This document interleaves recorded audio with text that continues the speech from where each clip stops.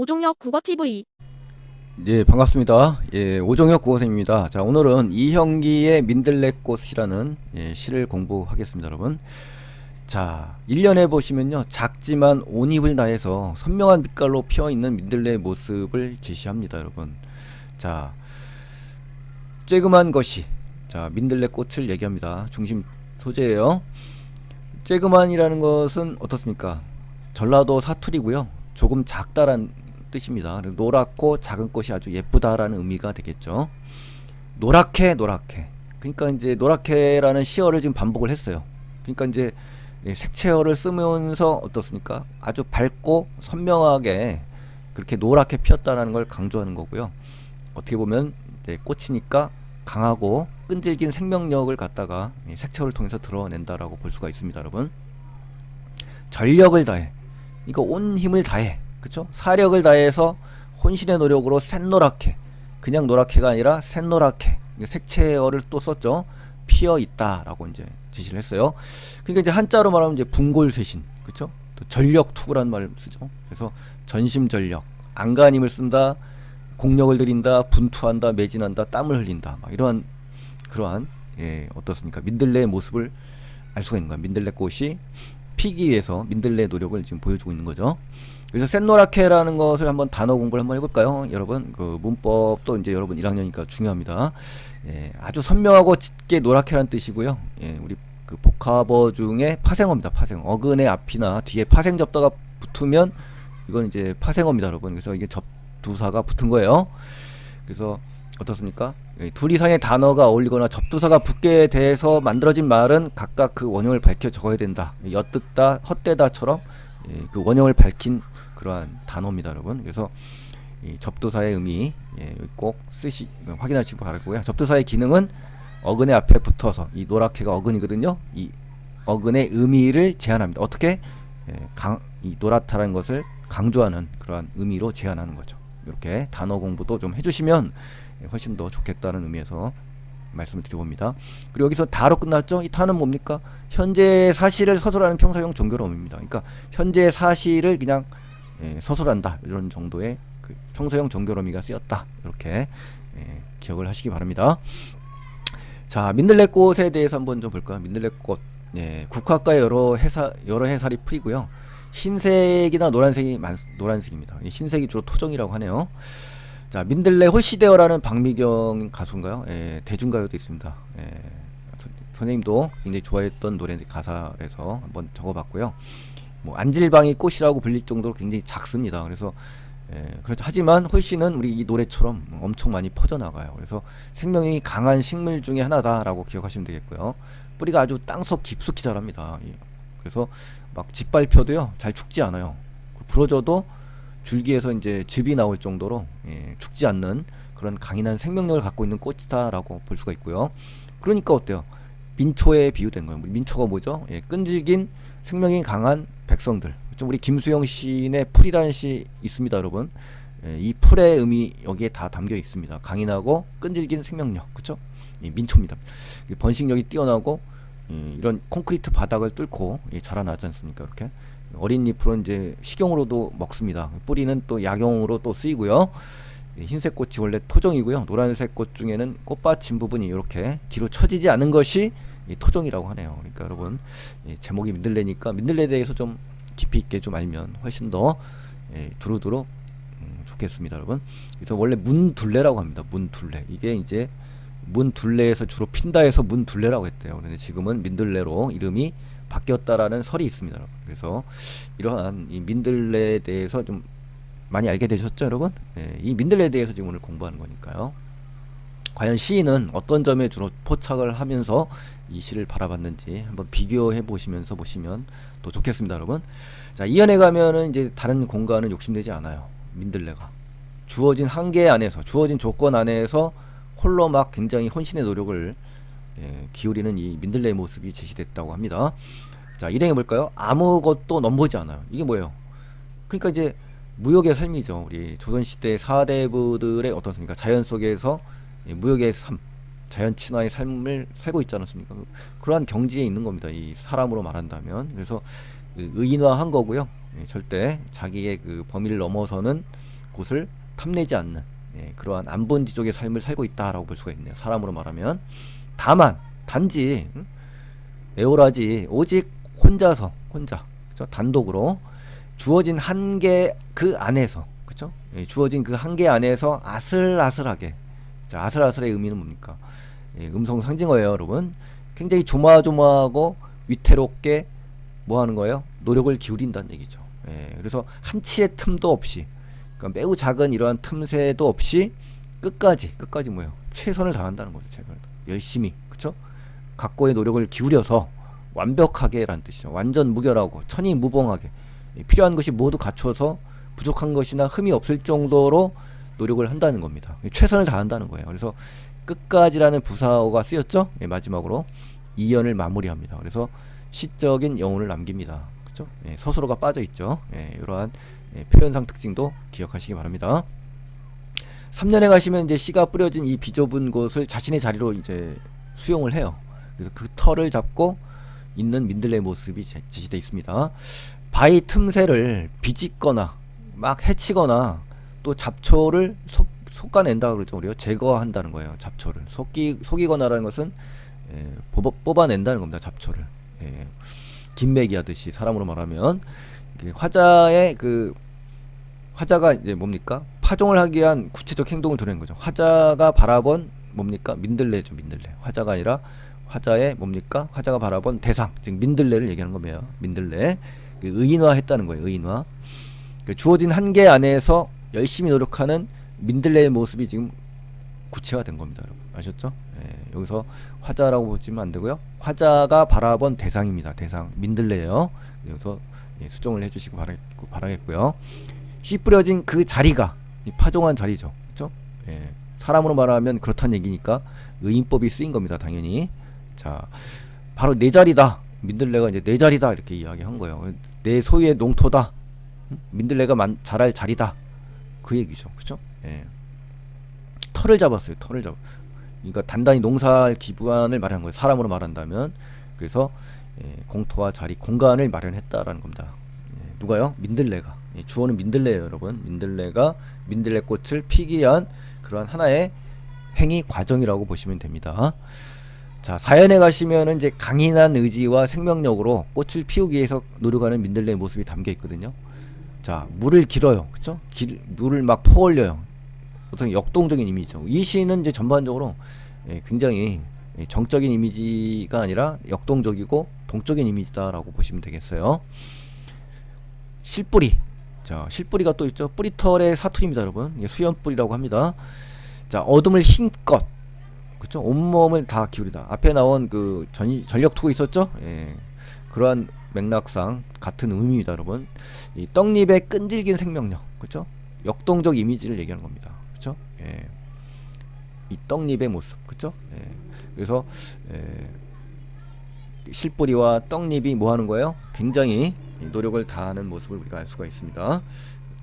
자, 일행과 이행 요 두 개는 이제 대꾸법으로 볼 수가 있습니다, 여러분. 대꾸법. 자, 실뿌리와 떡잎이 서로 대꾸를 이루고 있는 거예요.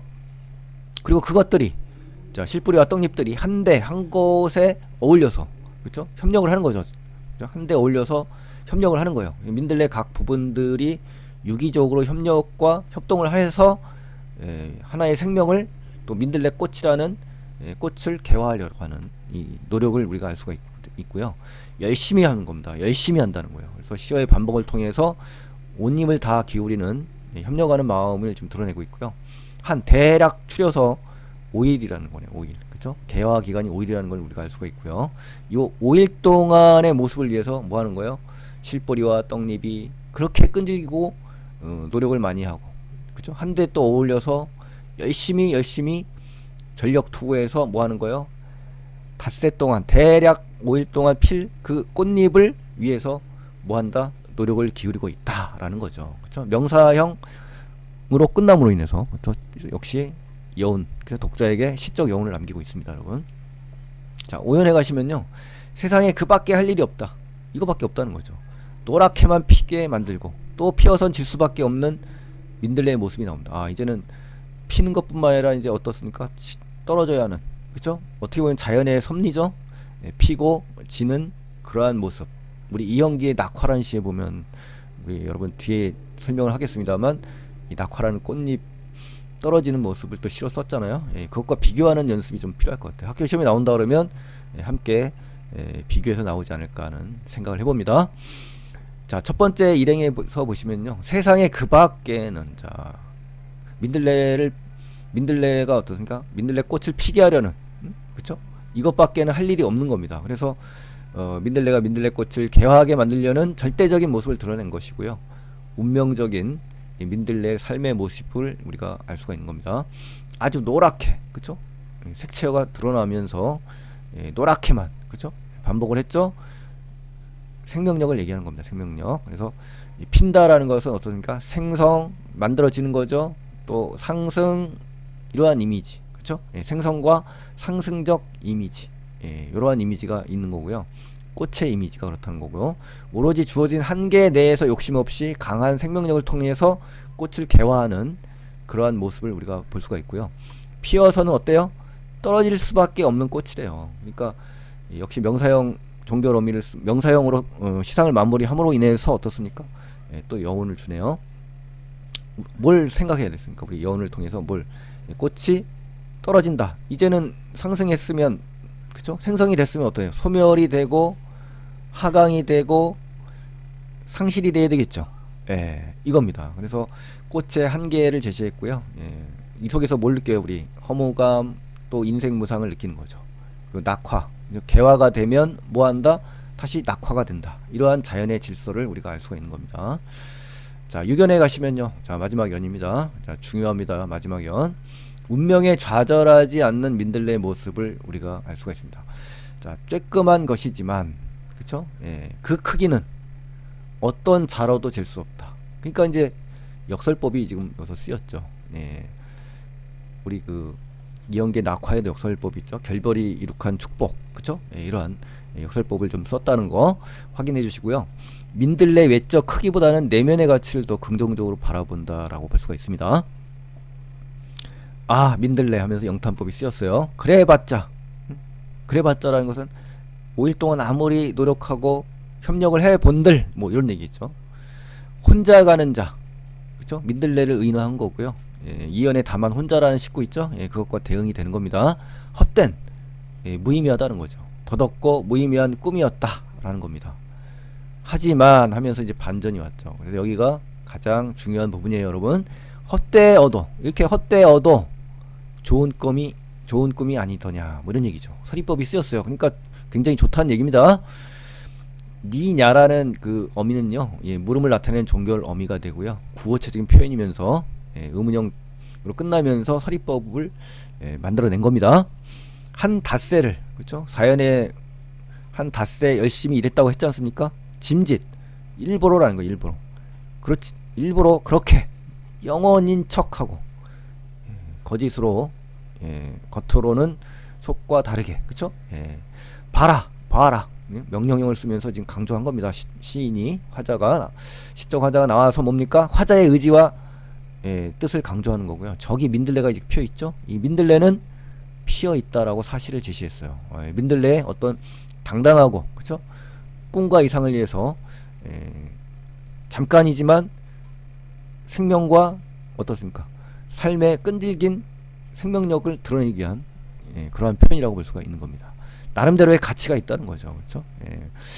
오랫동안 필 수는 없지만 단지 피어있는 기간을 위해서, 피어있는 결과를 위해서 노력하는 그 모습, 이런 거에 더 중요점을 지금 잡고 있는 것 같습니다.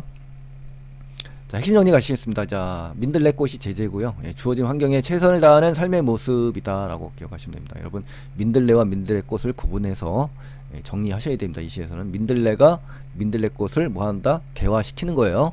자, 그렇게 구별을 하셔야만 이제 이 시가 눈에 들어옵니다, 여러분. 굉장히 긍정적이고요, 희망적이고 감각적입니다. 다양한 감각이 나왔고요. 삶의 깨달음을 주니까 교훈적이고 또 사색적이면서 또 민들레를 예찬하는 모습을 우리가 알 수가 있습니다. 표현상 특징에 가시면요, 첫 번째, 민들레는 결국 죽을 수밖에 없는 거예요. 질 수밖에 없지만 그 죽을 수밖에 없는 한계, 운명에 좌절하지 않고 허무에 맞서려는 어떻습니까? 존재로 바라보는 이 따뜻한 화자의 시선이 지금 돋보인다라고 볼 수가 있습니다. 민들레 이 내적 가치에 대해서 그쵸? 예, 긍정적으로 인식을 하는 거죠. 삶을 대하는 가치 있는 태도, 즉 어떤 가치, 성실하게 끈질기게 노력을 하는 그런 모습이죠. 또 현재 사실을 서술한 정교어미 다죠. 반복을 통해서 또 리듬이 드러나고요. 또 사투리를 통해서 토속적인 그런 감정을 불러일으키게 하고, 또 정감 어린 대상의 이미지를 떠올려서 훨씬 더 사실적이고 생생한 현장감 있는 표현을 쓴 겁니다. 시와의 반복을 통해서 이미지가 또 부각이 됐다라고 볼 수가 있고요. 자, 이러한 특징들을 잡아주시고요. 이영기의 낙화라는 시 있죠. 이별을 통한 정신적 성숙. 자, 꼭 비교해서 하셔야 됩니다. 아주 중요한 작품이에요. 자, 서리법 또 영탄법 나오죠. 이런 것들 비교할 수 있으셔야 되고, 자연의 질서를 수용하는 화자의 태도 꼭 기억하셔야 됩니다. 자, 그리고 3년에 가시면 어떻습니까? 결별이 이룩한 축복, 역설법이죠. 정신적 성숙에 있다는 역설법, 아주 중요한 표현 방식입니다. 여기 제일 중요한 표현 방식 담겨 있어요. 지금은 가야 할 때라고 이제 수용을 하죠. 그러면서 어떻습니까? 마지막에 나의 사랑, 나의 결별, 내 영혼의 슬픈 눈 하면서 이별을 고통을 인내하며 성숙하는 인간 내면의 아름다움을 보여주는 시, 그쵸? 어떻게 보면 이제 민들레꽃보다 이 시가 더 중요하다고 볼 수가 있고요. 이 시와 같이 비교해서 견주시면 훨씬 더 깊이 있는 공부를 할 수 있다라고 보겠습니다, 여러분. 자, 오답하기 연습 각자 해보시고요. 그 다음에 오늘의 마지막 한마디입니다. 자, 오늘이 당신이 가진 전부입니다. 그렇게 내일에 대해서는 걱정하지 마세요. 그리고 지금 할 수 있는 일에 최선을 다하시기 바랍니다. 여러분, 공부에 최선을 다하라는 겁니다. 걱정만 하지 마시고 오늘 당신이 가진 전부인 모든 것을 우리 민들레처럼 최선을 다해서 민들레꽃을 피우셔야 됩니다. 그 순간순간의 말입니다, 여러분. 자, 이러한 좋은 말 한마디 전달하고 오늘 이 시간 마치겠습니다, 여러분. 자, 오늘도 수고 많이 하셨고요. 여러분들은 민들레처럼 아름다운 꽃을 위해서 끈질긴 노력을 해주시길 바라겠습니다, 여러분. 감사합니다, 여러분. 오종혁 국어TV